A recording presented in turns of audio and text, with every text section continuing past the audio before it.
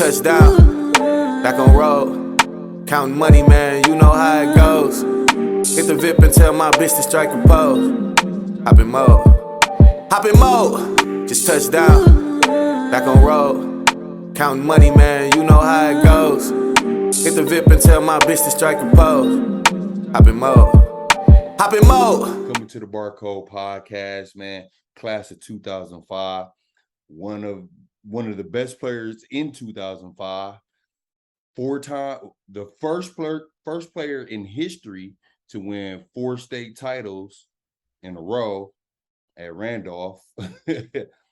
And Green Bay alumni, University of Green Bay alumni. Y'all give it up for Ryan Tillema. Thank you for coming to the Barcode Podcast, man. Yeah, hey, thanks for having me. Yeah, for sure. But before we start, I want to do a little true and false questions. All right. Okay. So the first one, is it true or false that Shaquille O'Neal once fell out of a tree, broke his arm, trying to imitate Spider-Man? Probably true. It's true, right? It's true. No one Shaquille, like that doesn't really surprise me too much. Yeah, Shaq is silly, dude. So, you got that one correct. So, second one is Manute Bol once killed a lion with a spear. False. That's true.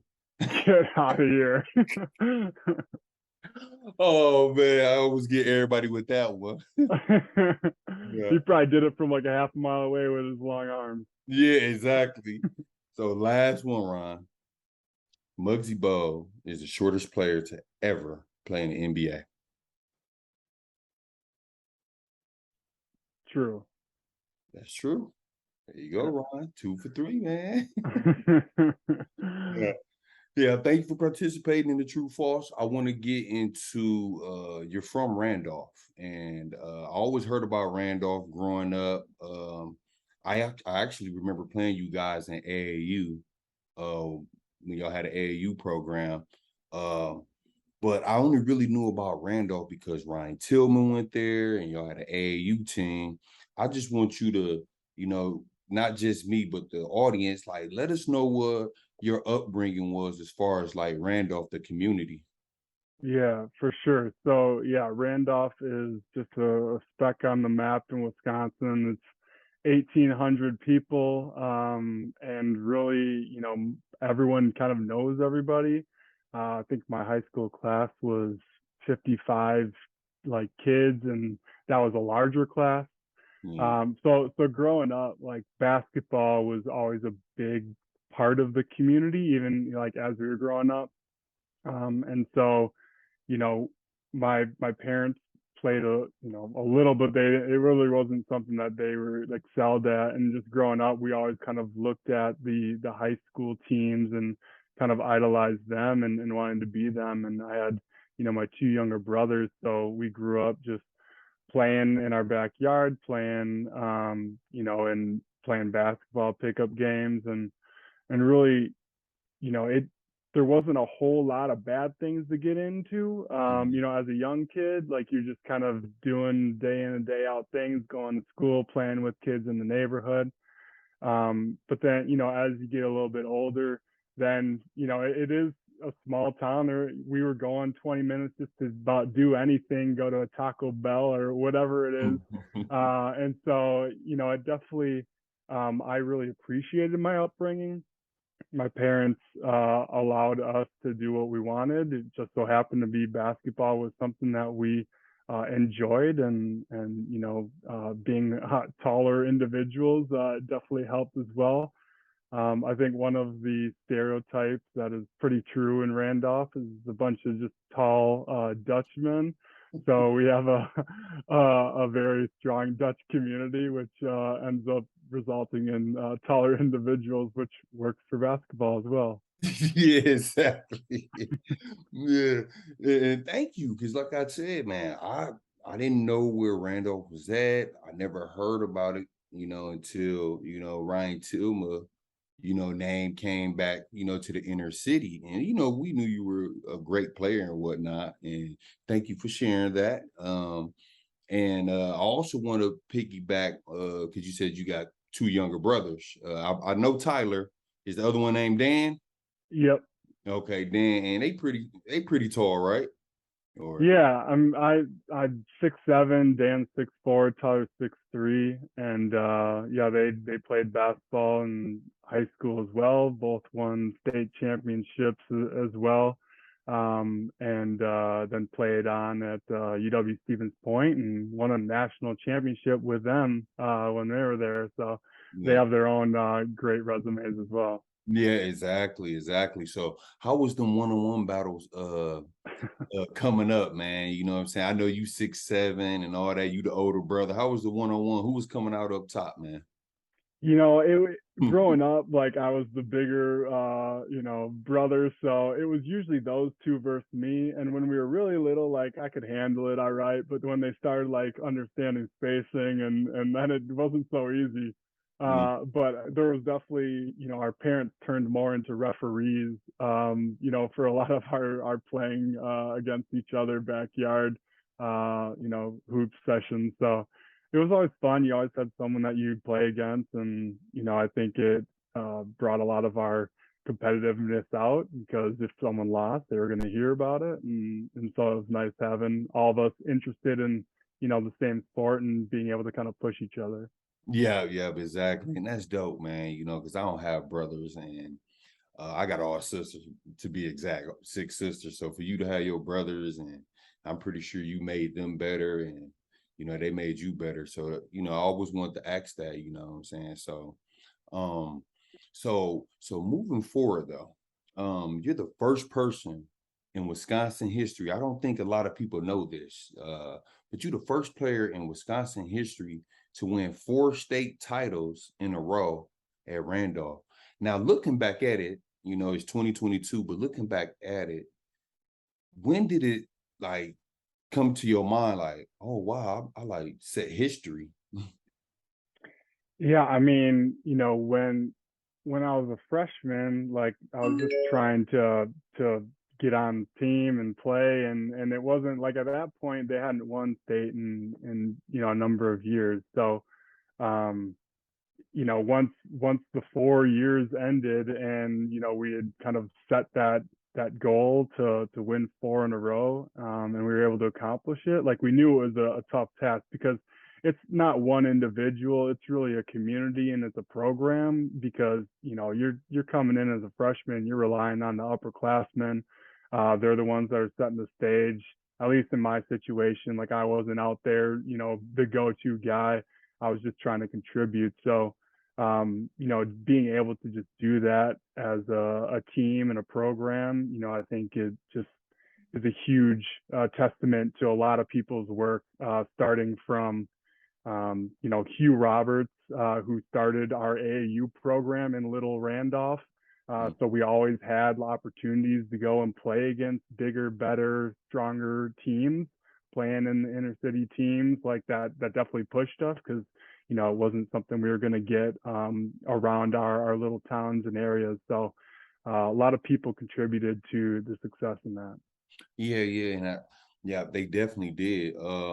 Now, when you was an incoming freshman at Randolph, if I'm not mistaken, was Greg? Is it Greg Stiesma? Greg Stiesma?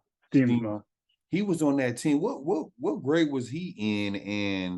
And when you was an incoming freshman, what did you learn and what was your role on that team? Coming in playing with Greg. Yeah. So growing up, I had a summer birthday, and so I was held back. But then I continued to play like up a grade for many years. So Greg's 1 year older than me. So for most of my upbringing, I was always playing with Greg, and I feel like that's one of the reasons why I wasn't forced to be like a center post position because I wasn't the tallest guy on my team. We had Steamsma who ended up being 6'11", so like I was able to be more on the perimeter, and I feel like that probably helped me to develop part of that game. So I was very comfortable and familiar with playing with Greg through the years. So, when I got to high school, Greg had already, proven that he was a big time athlete. I think he had an offer from Wisconsin already at that point. And really, we knew that he was always going to be a force and people would kind of key in on him. So as a freshman, I was gonna start like in JV, and I kind of went both ways right in the beginning of practicing with both teams.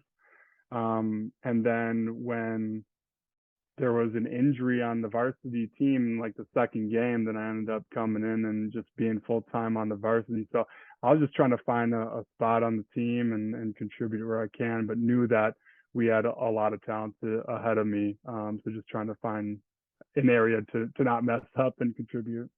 Yeah, that's actually dope. And it's a lot of players, that's incoming freshmen that play both JV or varsity, and for you, to get that experience and also get the opportunity to win a state title that year, like, that's dope, because of course when I was a freshman, I played JV. We went undefeated, but it wasn't, I didn't get the experience to go upstate. So you experienced that, pretty early, in your career. So that's pretty dope. So moving forward, Greg Stisma, he's class of '04. He leaves. Now it's the Ryan Tillema show. What pieces was surrounded? What pieces were surrounded around you, and what was your mindset? To keep that train going to winning state.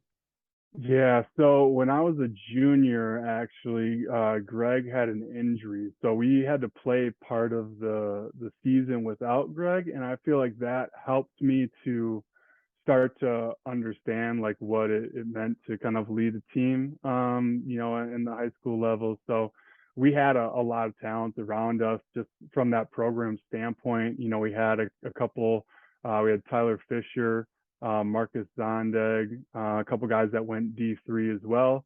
And so, at the school level, D4 that we were playing at, you don't have a whole lot of people that have, say, one player that's going to go play in college. And so we had, people that had basketball smarts, that, had athletic height, and really didn't need to force a lot of things.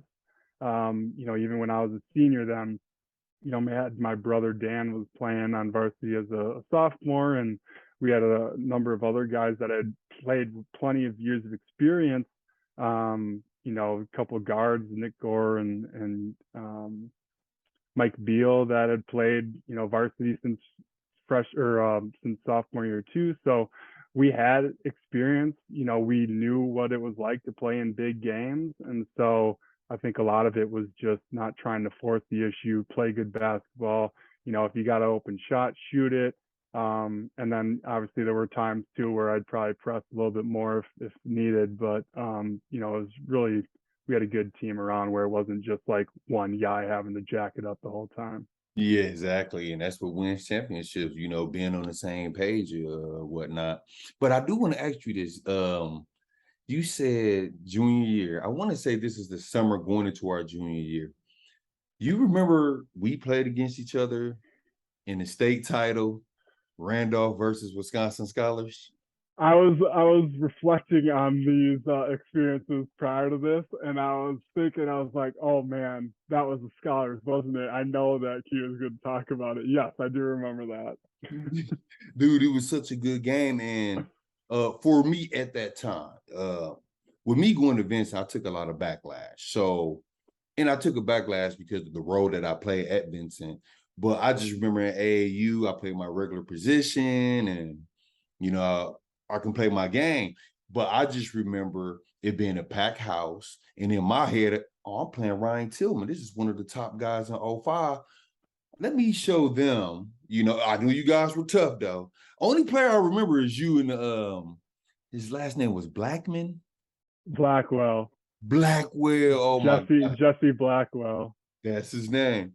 And I just remember telling myself, like, oh, if I can beat Ryan, maybe, people start giving me my respect more like I used to get a couple years ago. So I didn't know if you remember that. So I'm glad you remember that though. We won I that. Good game. Yeah, I do remember that. Yeah, there was, I feel like, a sequence towards the end of the game where we missed a dunk, and then I don't know if it was you or someone else on your team posterized one of our guys like and one, and like that was the game. It was like in the last like minute and a half of the game, and it was like we missed a dunk to go up by a couple. Turns around, you guys, slam it on one of our guys, and it's like, oh no, what just happened? Dude, that is so crazy, Ryan. You got a great memory because that's exactly what happened. That's the crazy. I thought you guys missed a shot. I didn't know it was a dunk, but I remember it was DeAndre Brown. He came down and dunked on Jesse, and the whole momentum changed. Oh man, yeah, that was massive. I don't know if I'll ever forget that. Yeah. That was a good game though. No, it was. And I remember I was like, yeah, man, you like at that you had a great game, and I feel like that's where I was like, yeah, he's like a solid player. Like they had a good squad. Yeah. Thank you, man. I appreciate that. So your 4 years, and you could pick any year, but your 4 years at Randolph, what was some of the toughest non-conference game or even conference games, that you had to play in being at Randolph? Yeah, so that was I mean, it was a positive too, and they would challenge us throughout the year because within our conference, we didn't lose. I think we didn't lose a game at Randolph for 11 years. So like it spans 11 years where like we didn't lose a game. So we had to challenge ourselves in those non-conference games sometimes. And I mean, if I just think about a few, when I was a sophomore, we played against Appleton West with Brian Butch in the Badger Classic, and that was basically a Greg Steensma versus Brian Butch matchup, and uh, I mean, Greg had a phenomenal game, so that was a tough one, but they had just more, athletes around them at each position. We also played against Marshall back in the day when they had the Kroll brothers, and they had won state, I think, the year before. So those are tough games. We played a team from Minnesota too that had a guy going to UW, or not UW, yeah, U of M. So those are probably the ones that stick out the most to me right now. Okay, cool. Y'all never had like no inner city. Well, I guess you couldn't have no inner city like a King or We never know. I mean, we played Brooklyn Park. That was a school from Minnesota, and oh I mean, they were more of like an inner city, but we didn't play any of like the Milwaukee schools at any of their. No, I think I remember. okay. You Okay. guys probably would have smoked us, to be honest. Like, I mean, it was in those types of games, like it always like I feel like guard play would be a big difference where we would struggle then against the press because we weren't seeing that a lot. So I Yeah. feel like that would have been a tough matchup for us, just getting the ball up and down the court. Yeah. I think it would have been a good game, Ryan. Even though you were out there at Randolph, like I want to let you know this, Ryan. I don't know if you ever heard this before, but we definitely respected Ryan Tillema. We had our fair share of guys where we like, but we respected, especially 6'7" back then. You 6'7" playing the wing, the way basketball is played now. You got to think about that, Ryan. You was doing that in 02, 03, 04, 05. 6'7", put it on the floor, making plays, shooting threes. That was amazing. Because here I am at Vincent, 6'3", playing power forward. Marcus Landry get injured, I'm jumping ball, playing the five.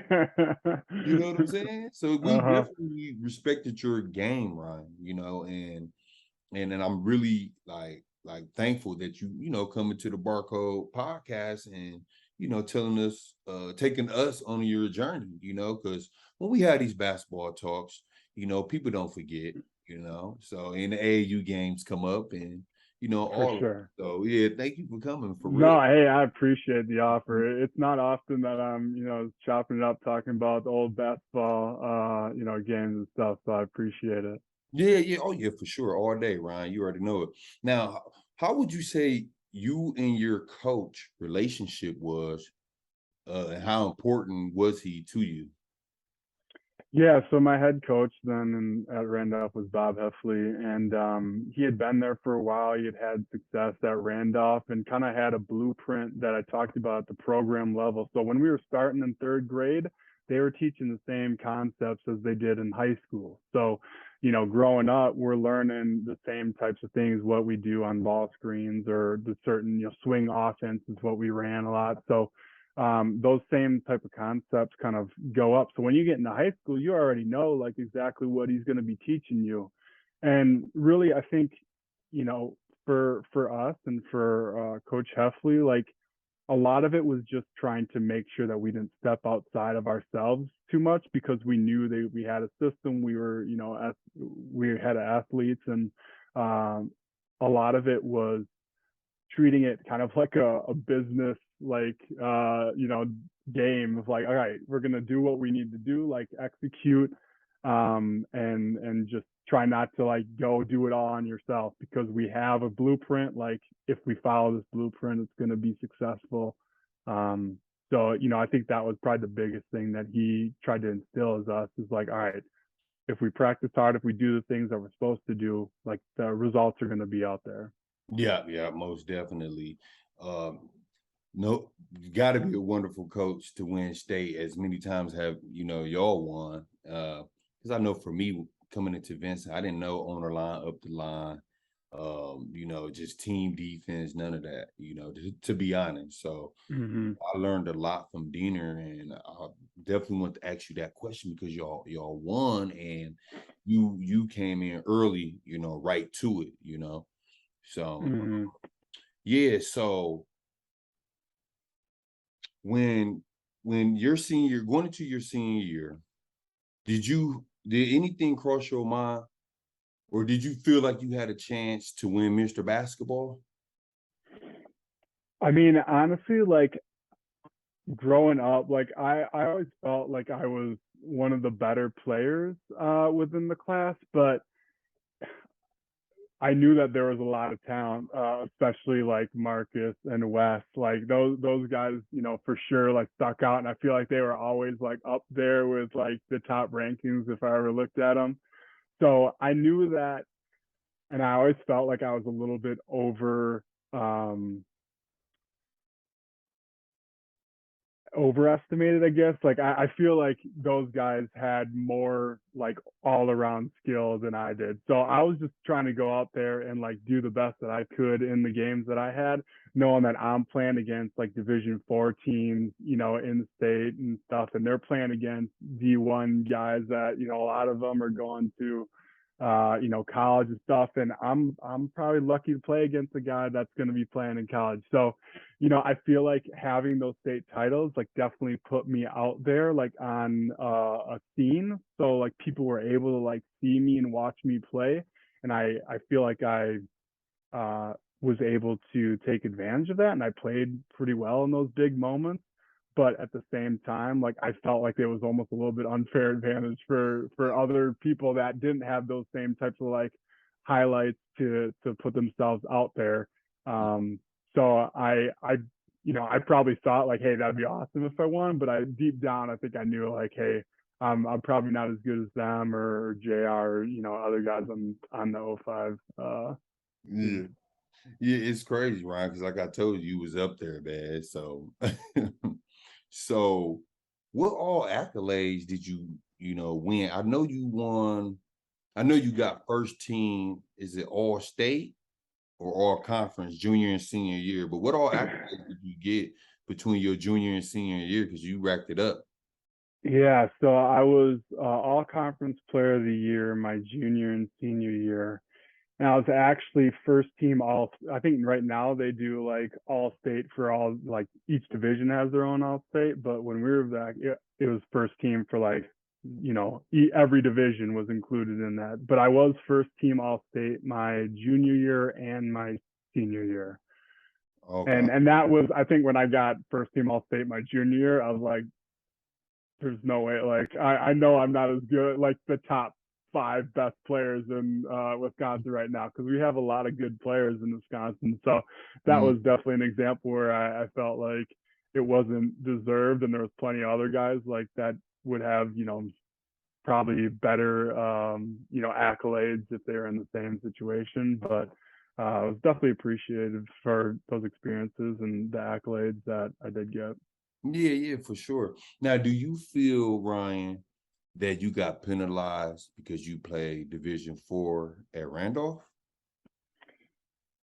I feel like I don't think I did, because we won. I feel like there are other players that probably do feel like they're penalized at D4, because they aren't going against like top players, or they don't have as many eyeballs like on their games. Where say you're playing against Vincent, and got people there watching you guys, and Landry and others, and that college coach then sees you. I feel like that happens quite often. So I feel like there's definitely more opportunities when you're playing against tough competition day out and day in and day out.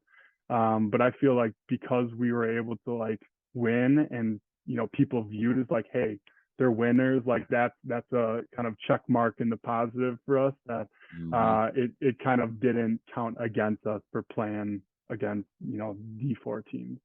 Yeah, man. I have to ask that because I sometimes I do think y'all do. I think y'all get penalized for playing in the conference like a Division 3, Division 4, because the city conference is just the toughest conference. This is what they say. So I Mm-hmm. always want to see, as you can see, I interviewed JR, who went Division 3, and now I'm interviewing you, who went Division 4. And I asked both of you guys, do y'all feel like y'all got penalized? Do y'all think y'all had a fair chance? Because, man, like, let's be honest, a championship is a championship. I'm sorry. And you won 4 straight. You was the first player in history. And it just got broken, about 4 or 5 years ago? Mm-hmm. About Yeah. 4, yeah, about 4 or 5 years ago. So I always want to ask that question, to you guys. But I feel like for the equalizer is always AAU, because that's when you're able to play against those teams. So obviously, like, that's a big component of our upbringing, and probably even more so now, is that the circuits and who you're playing against and who you're playing with. So I feel like that's where you really had to kind of make your noise. And like you said, when you're playing against someone else that you respect, or feel like is a good player, that's where you're really trying to shine, to show yourself like, hey, just because I'm playing D4, like, doesn't mean that I can't go toe to toe with any of these other people. exactly. Ooh, excuse me. So your senior year, who was all offering you, Ryan? So I had scholarship offers from Green Bay and Milwaukee, and then Wisconsin wanted me to do a preferred walk-on. And they said that I could, possibly get a scholarship in year like 3, 4, 5. And then I had some interest from Valparaiso. But really, as I was like going through the recruiting process, I knew that I wanted to stay closer to home. So I had some interest from other out of state teams, but really when it came down to it, I was really focused on Green Bay, Milwaukee, and UW.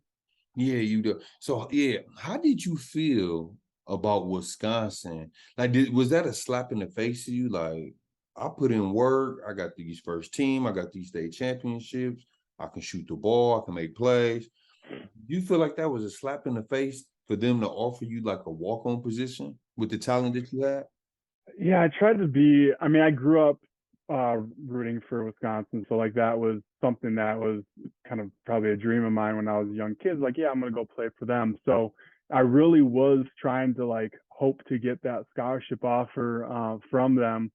But as I kind of looked at who they're bringing in, they had Joe Kravenhoff kind of coming in, who was a 6'7", more probably a forward than a guard. But I feel like he fit the like Big Ten basketball. Like, he's big, strong dude, like gonna be able to bang around, and that was less of my game. I was probably a little bit more finesse. So when I saw that they had him coming in, I did kind of see like, where do I fit in? Because like, if we're both playing at the same time, like how does that work? And so I did kind of understand where there was less of a need for me to like be on scholarship for them.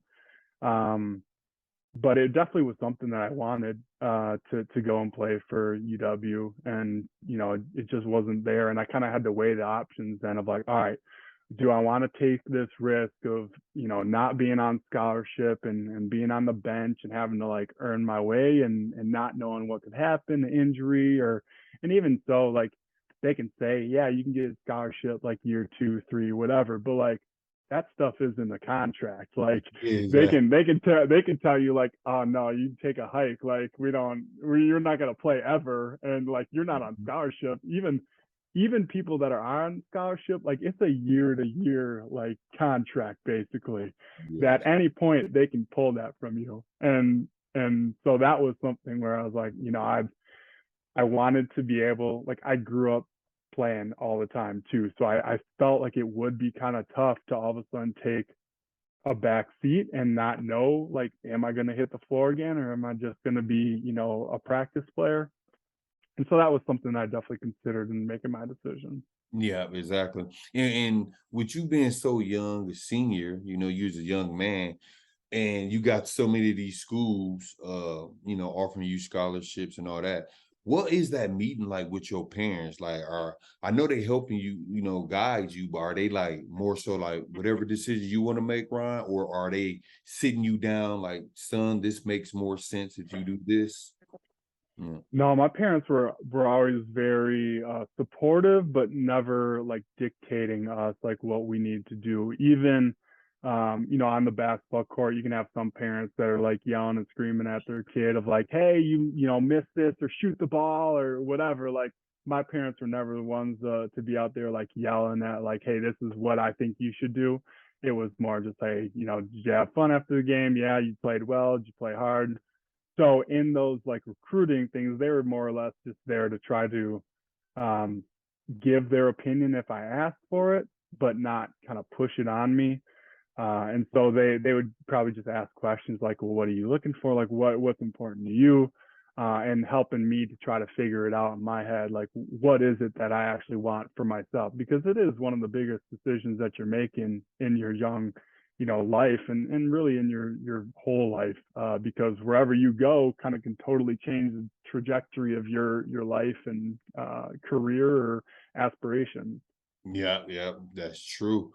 And I always want to ask that though, so because I know you grew up in the two-parent household, so I always want to Mm-hmm. know, how did that when making that final decision, like how did that work for you? So Mm-hmm. you choose Green Bay. You choose Green Bay, that's close to home. Green Bay always been a great college to me, a great university. So you choose Green Bay. Now, when you go to Green Bay, are you hoping that Wisconsin's on the schedule? I mean, I knew that Wisconsin was on the schedule, so they had Wisconsin does a good job too of giving both Green Bay and Milwaukee a game like each year. So going to Green Bay, I knew that they were on the schedule, and I also knew that every year I was going to be there, it was going to be an away game. So I was kind of excited about that, but also later on, I was really wanting to try to get them at home. So my freshman year, I don't know if you you saw it or remember any, but my freshman year we go into the Kohl Center, and I'm thinking to myself, hey, I played state here all the time. Like, I've always like shot well. I've always played phenomenal. Like, this is gonna be great. I got a bunch of family coming in. Like, I can't wait to just like show them like what they missed out on. And I'd been playing all right, like shooting decent. And we come into the game, and I am broke. I cannot make anything. I think I went 0 for 9 or something. Like, I could not hit anything. I had Michael Flowers, I think, on me. I mean, he was making it hard, but and even when I got like an open shot, couldn't make anything. So that was a little demoralizing. Where I was like, man, I was like so like confident in myself, and then it just didn't happen. So I had to like do whatever I could to just make some type of impact on the game because the shot was not there. Yeah. Oh, Ryan, I was expecting you to say I had 28 on them. No, the opposite. Yeah, but do you think it was more so your nerves or your shot was just off? Because we both been upstate and we know how stiff them rims can be. So what do you think it was? You think it was the nerves or thinking too much, or what you think?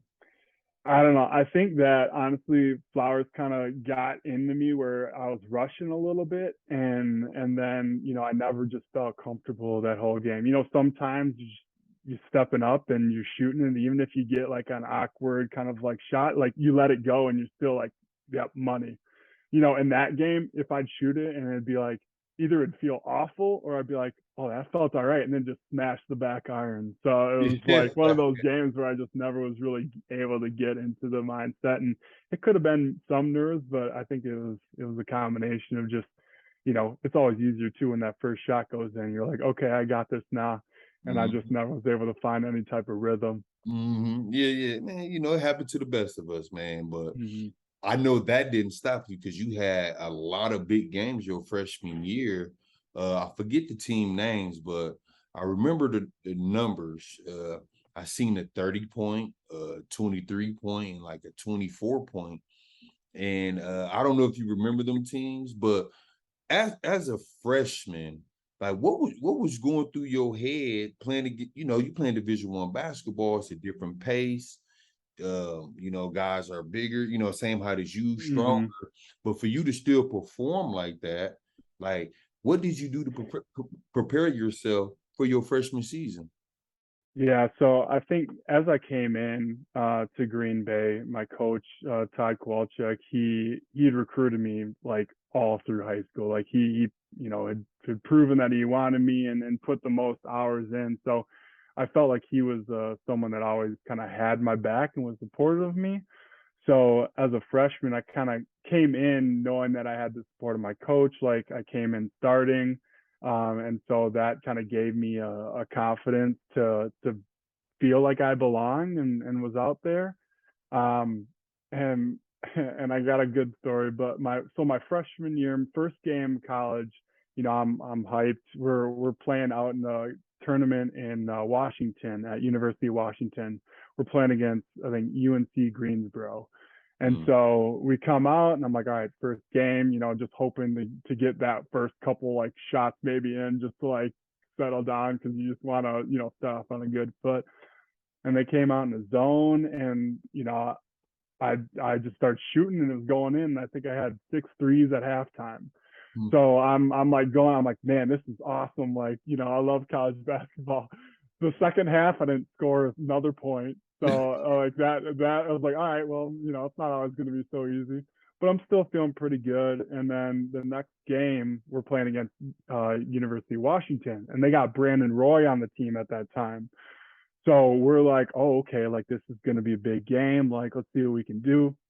And I was feeling pretty good. Like it was a tournament, so Washington played the game after us, so they had their whole student section out there, like watching our game. And so when we start playing them, like their whole student section is all over me, like because they just saw me the day before, like making some shots. So I would come out and I got blanked. Like I couldn't hit anything. Like they were on me, like they rushed me. And it was part of like my freshman year. I was very streaky, and something that I had to kind of work on. But just nothing was going. We ended up losing by like 30 or something, Oh, and so it was just not. They were a good team too. yeah. And the following game, we finally played, and again, like the Washington student section's out there, and I finally hit a shot, and they all start cheering for me, like as if because they just saw me like play horribly, like couldn't make a shot, and so like that was a funny moment of just Yeah. the ins and outs of basketball and fandom, and part of the scene that an environment that you just gotta love about it. Yeah, yeah. And I was gonna ask about the environment, Ryan, because like you said, you come from small Randolph and you playing in these tournaments and these different colleges, the Cole Center out there in Washington, like you said, and just that atmosphere. Like, do you think your freshman year, that's why you was so streaky, because you was trying to get adjusted to the environment? Yeah, I mean the game's just faster, so you only have like so much time. Like you got to get your shot off so much faster than you do, where in high school I could pretty much like take my time. Like I wasn't like sprinting off screens, like trying to turn into a shot and like launch immediately. It was more like, all right, a little trail like three, or just post, sit out, get an inside out action. So the game just being so much faster. And to your point, like you got guys that are similar size, and they're, most people I feel like were faster than me. So like I had to work and just use screens to the best of my ability, because I wasn't gonna be like out running or jumping people. So I feel like that was a big adjustment for that. But from like the atmosphere, like I loved it. Like high school is awesome too. Like you have the small arenas, they get really loud and rowdy. And I feel like a change that I had to make from like how I played too, going from high school to college, was like I said, in high school we were very much like business, like this is a job, like we're going to go in and do our work, and we would be pretty quiet like in a game, like we wouldn't get too high, too low. And in college they're like, play with, like use your emotions, like get fired up, like talk. Like I was never, we didn't do that when we were in high school. So I had to learn to like be vocal, like on the court, and be able to talk when you have those rowdy, loud atmospheres. So if someone's got a screen coming, like you're able to like communicate that to them and they can hear you, because you're going to have, these student sections that are bringing their all, and they have a couple of beverages and they're ready to roll. Yeah. Oh man, listen, bro, I ain't played Division 1, but I just remember when I went to Concordia St. Paul Division 2, and we played against Winona State. Oh my God, that was the most rowdiest game I ever been in my whole entire basketball career. So Man, I could and just I love imagine, that. yeah, I could just imagine Division 1, like bigger arenas, like yeah. So man, that's dope. And I'm the type of player that I feed off that. And you always been like a quiet, laid back type of guy, and finesse. So for you to get adjusted to that, and start learning how to, be rowdy and implement your game into the rowdiness, like, man, I think you had a successful career at Green Bay, looking at Yeah, coach, I think I had to figure it out, like what works for me. And I realized that I was not a trash talker. I felt like whenever I would like try doing that stuff, I'd usually like get into my own head and not be like focused on the game. So I always tried to like let my game speak for itself, and go from Mhm. that. But yeah, I mean, you talked about Winona State, like I know they had great teams too back then, so I gotta think that was great. And I absolutely loved every time we played against UWM, because their student section brought it every time. They were down there chirping us before, like as we were just like warming up, like stretching, like making fun of us. I actually, my freshman year, when we played at Milwaukee, we come out, and I came, like I said, it came down to Milwaukee and Green Bay as like my options. I went on official visits to both.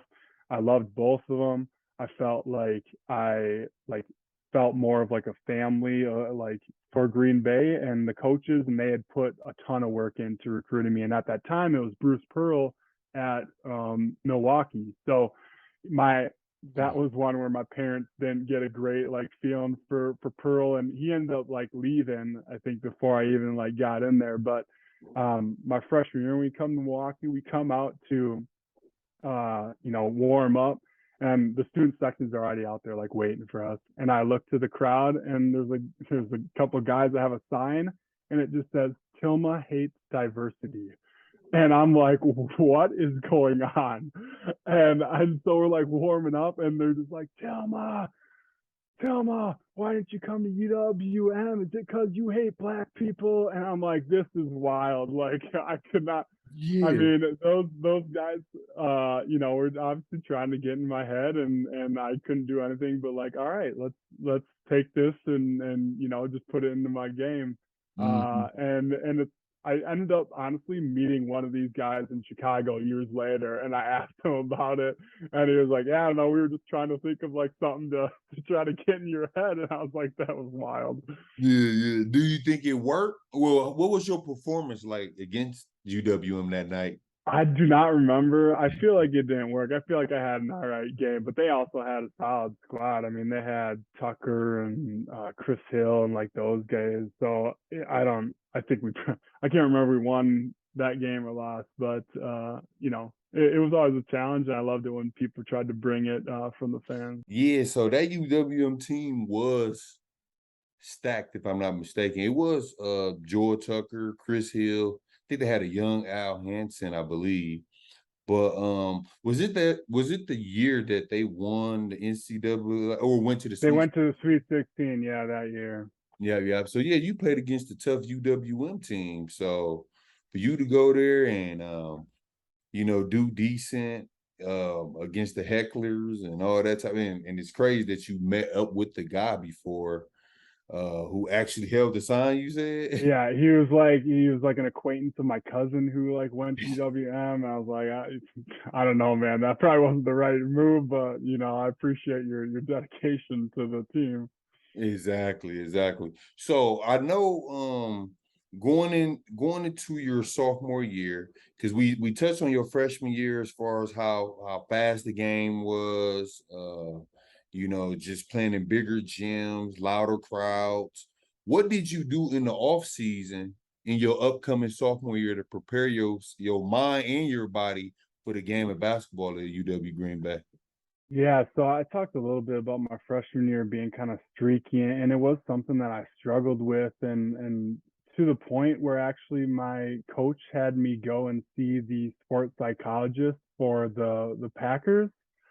So it was someone that I just went and talked to about like how I was doing, and sometimes I think I would be harder on myself than I needed to, and so they just tried to help me like say, hey, when you're in the game, like you just need to focus on what you need to do. Like don't think about coach pulling you or anything like that. So that was one thing that I think helped, and I'm definitely an advocate for working your mind in ways too, because Mm. we do so much to work our bodies, but I feel like that was something that helped me a bit, and then really I think in the off season it was trying to be more consistent. That was a big thing that I tried to work on, being more consistent, because if I made that first three, I might hit six, but if I missed that first, I might get blank. I had that a few times. So Hmm. I think it was just trying to be a little bit more mentally like strong and understand like, all right, you got to find different ways to like get yourself going, whether it's get to the free throw line or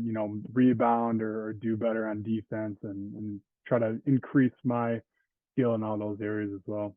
Yeah, and that's the perfect way, to do it, and for you to have the coaching staff that you had on your team to, help guide you because they seen the potential, moving forward.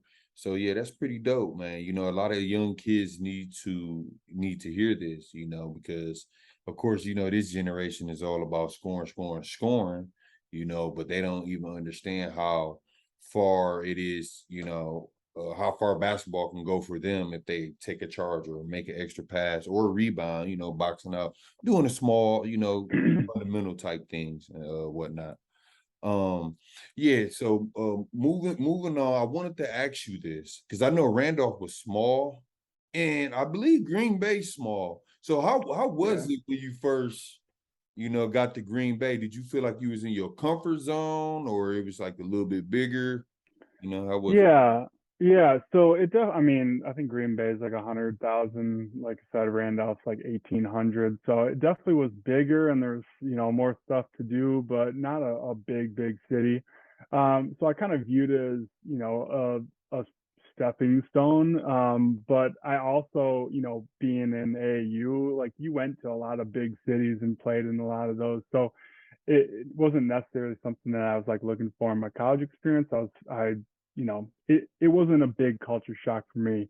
After college, I ended up actually going and living in Chicago for 7 years. So it was something that like I wasn't afraid of being in a bigger city, and I actually had to desire to live in a larger city later on in life, which is why I Mhm. moved to Chicago. But for me, it was more adjusting to just when I went to college, like being in college and having to do all the stuff that my mom, used to do for me, and then just trying to manage my time because, when you first are coming into college, it's like, all right, you got your studies, you got your, study hall, you got, practice, you're lifting, so you're on a pretty tight regimen, and you don't have a whole lot of time to just be doing whatever you want.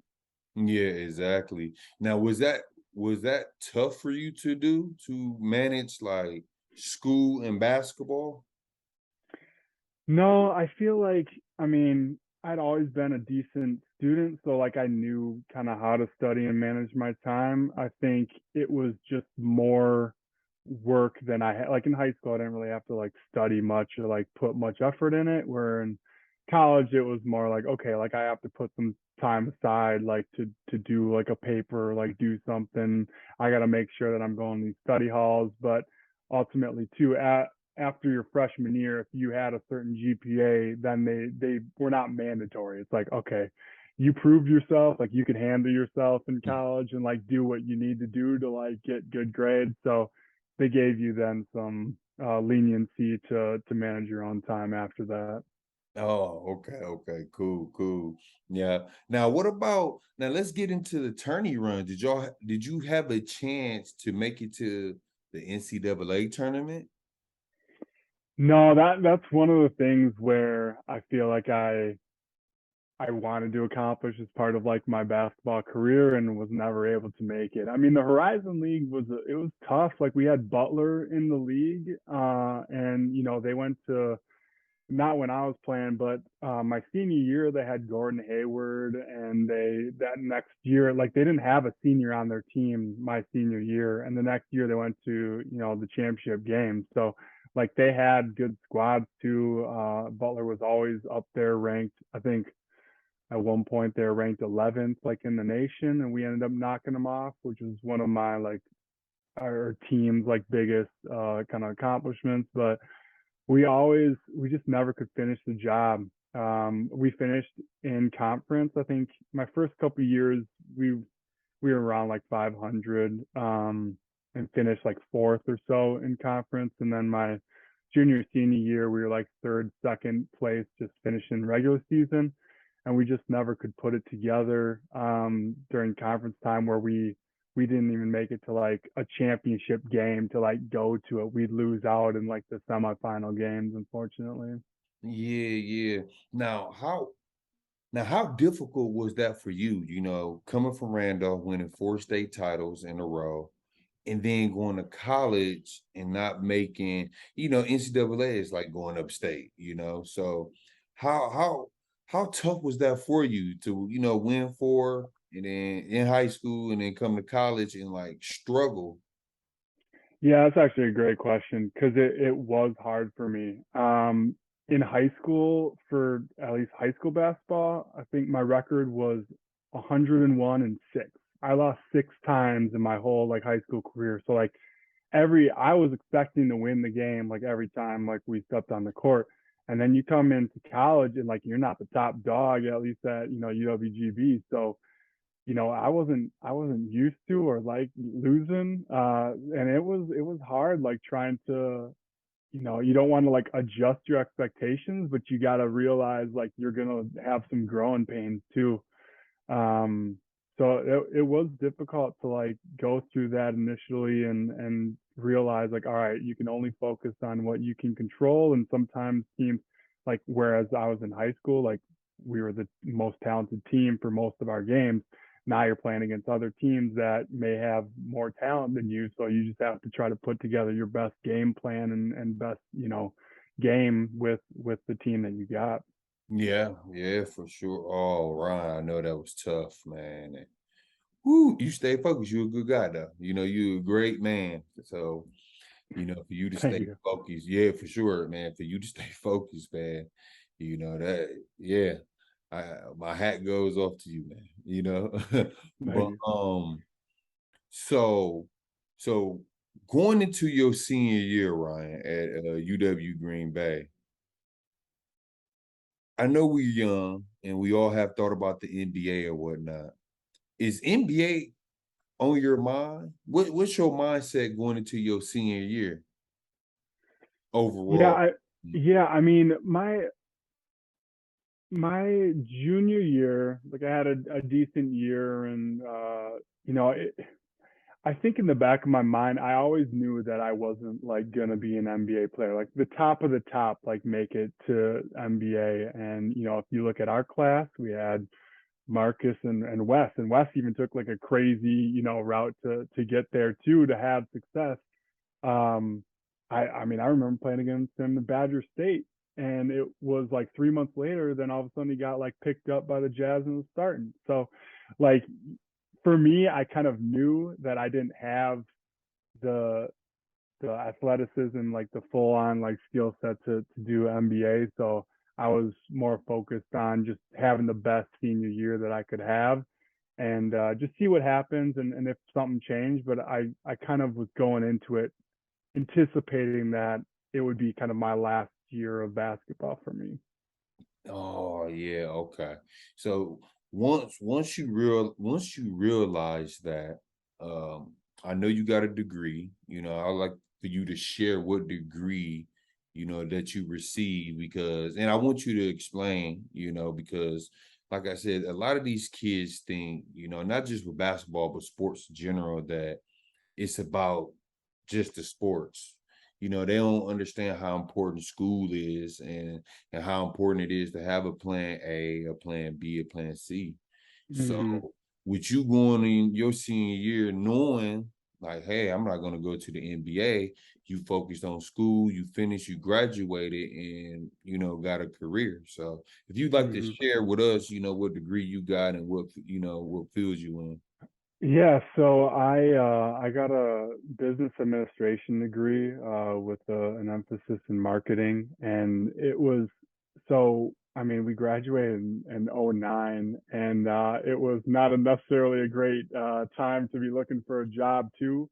Yeah. So I actually did like super senior year where I just focused on like myself and getting like set up for a career. Because growing up, like my job was basketball basically. Like I had a father that and owned a business as a like an auto mechanic shop. So like I was doing oil changes and tire stuff, and like that was my like job experience. But otherwise, it was basketball player. So I knew that I needed to get some more experience, not just a degree, because I mean, basically, we were in a recession at the time that we were graduating. Mm-hmm. So I took the opportunity to take some more schooling, to get an internship, and to try to get some of that experience that would look good on a resume for when I did start applying for positions. Um, I'd made the conscious decision of not playing overseas as part of that decision. It was really, I mean, I would have loved the experience to like be overseas and like being able to like see all sorts of different, places and have that as like something that you could just put in your back pocket. Like, yeah, I played professional overseas. Mm-hmm. But I also knew that I had kind of an opportunity cost of if I do that, I would lose a lot of the connections that I had right out of like college through the boosters, through, athletes, because a lot of those guys have their own businesses and know people and, can kind of get you in a place that you may not be able to manage, if you don't have those connections. And it's something too that I think my dad always says, like, it's not what you know, it's who you know. Mm-hmm. And so that was something where I I didn't want to like go and do 1 or 2 years overseas and then have to like start from scratch trying to like get my 30-year career like rolling. So I wanted to set myself up for success to try to get, my foot in the door and start building my professional experience for, a job that is going to last me much longer than basketball was going to at that time. Mm-hmm. Mm-hmm. So would you putting basketball in your rear view mirror, and with you playing basketball for so long, was that tough for you to put basketball behind you after college? Yeah. Yeah, I mean, basically, my identity was basketball. I was Ryan Tillema, the basketball player, and so that was something that I attributed to myself, and was probably a lot of my self worth. So all of a sudden, you don't have that, and you're just a 6'7" dude walking around an office, and you're like, "This is, who am I?" And so it was something that I had, like, it was weird, and it was something I had to work on to like understand like who I am without basketball being the cornerstone of like my identity. And just trying to like figure out how do I take the same skills and value that you provide to a basketball court into whatever you're doing from like your day-to-day job of being able to do teamwork, being able to be accountable, having a competitive edge, those types of things. So it definitely probably took a couple of years to honestly like try to figure that out of who I am and accept like almost, mourning the like basketball part of like your identity and figuring out what's next. Yeah, yeah, exactly. So did you do what every basketball player did do after they retire? You picked up a golf club? So I mean, when I was in Chicago, so there wasn't a ton of like golf courses that I could easily like get to. So I didn't. I mean, I had grew up playing some golf, and I definitely try Mhm. to get out when I can now. But I mean, when I was done, like I definitely took a break from basketball for a little bit, where I was like, all right, I'm just gonna like chill. Like I was so used to like having my like schedule be so regimented. I was like, I'm gonna do whatever the heck I want. I got into like intramurals and just played whatever I could and just like wanted to be a student. So it definitely was a transition, but yeah, I enjoyed it too. Yeah. Yes, thank you, Ryan. But man, again, like I said, I'm doing this platform, Ryan, because uh, a lot of people forgot about Ryan Till. I didn't, so I'm doing this platform because one, I love talking about basketball. I love talking about sports. And I also always wanted to know, like, how was it to, to be a Division I basketball player? And that's why I started this platform, because I want everyone's story to be heard, because like I said, when you talk about when you have these basketball talks among your peers, your friends, they always ask, oh, what happened to him? Oh, what happened to him? So again, I appreciate you coming to the Barcode Podcast 414. Um, let's not forget, Ryan Tillema is the first person in Wisconsin history to win 4 state titles in a row. And I believe Ryan just said Diamond Stone broke it about 4, maybe 5 years ago. But Ryan Tillema is the first. So do y'all history. Me and Ryan, we had one battle before, in AAU, whatnot. But man, it was always nice to see your name in the papers and playing against you and hearing your name with the other top players in 2005, So, but before I let you go, because it's the last question right here, Ron, because I do appreciate your time, man, because I know you're a family man. Um, if you had to give any advice to these young kids coming up in the world of sports, what advice can you give them?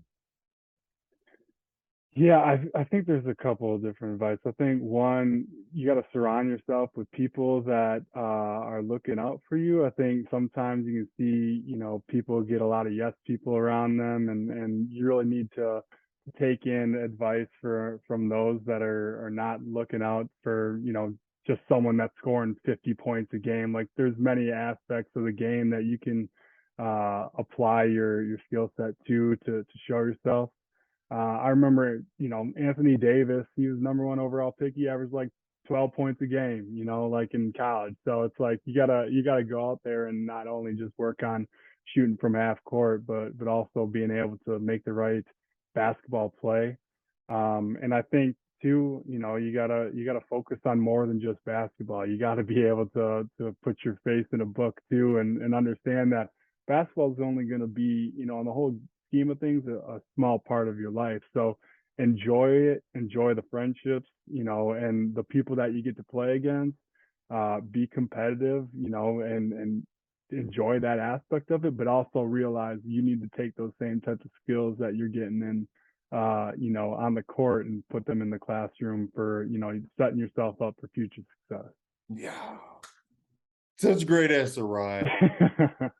Thank you again, for real. I mean this. Every interview, I mean this, man. I appreciate you taking the time out your day, man, and coming to the Barcode Podcast.